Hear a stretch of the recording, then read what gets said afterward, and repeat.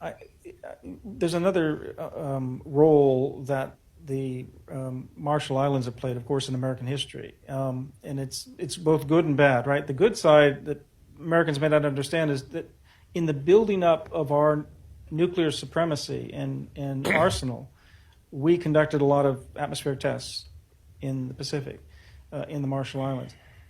We would not have become the nuclear power able to stop and deter others from aggression if we'd not been able to build up that arsenal. But we've left a nuclear legacy.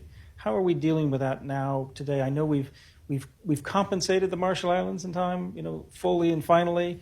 But we've heard this in other contexts of like the Japan-Korea negotiations. I mean, there are some things that you can't really be final when the legacy continues. So how are we trying to help deal with this issue now? Yeah, this is a part of history that really, I would say, binds the two nations together, both in a good way and in a not so good way. Between late 40s and throughout 50s, the United States tested about 65, 70 nuclear weapons, nuclear devices in Marshall Islands, especially northern part, the most famous island being Bikini, where we tested these weapons. And the biggest one was so-called Castle Bravo. That was the biggest nuclear device the United States ever tested. I think the Soviets might have tested a bigger nuclear device.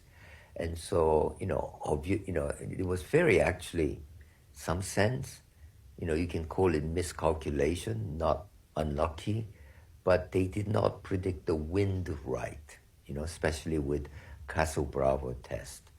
And so the downwinders really suffered unexpected radiation and damage.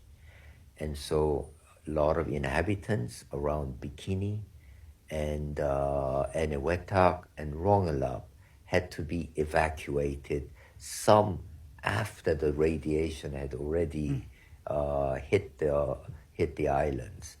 And so that was what, now 70 years ago?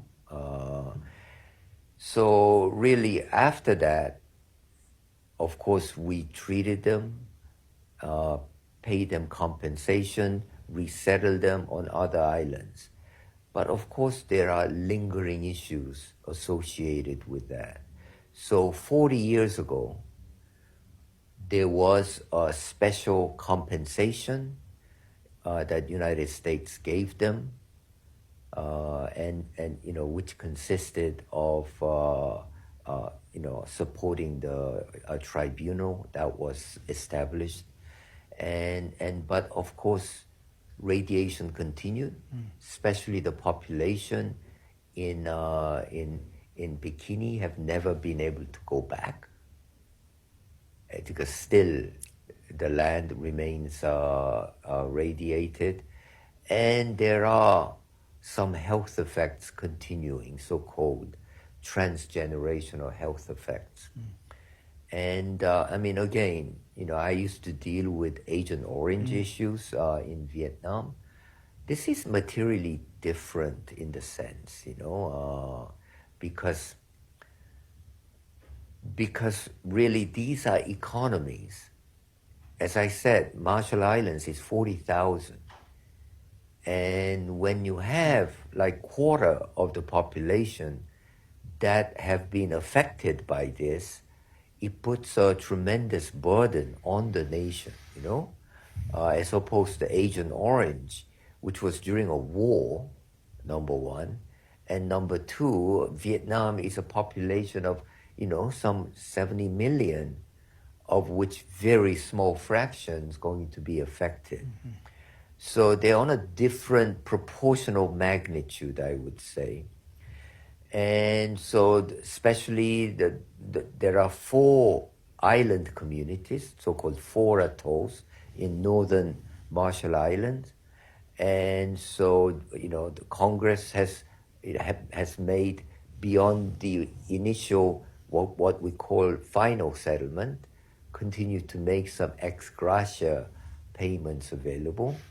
And so in the current agreement, we will make some money available in the trust fund.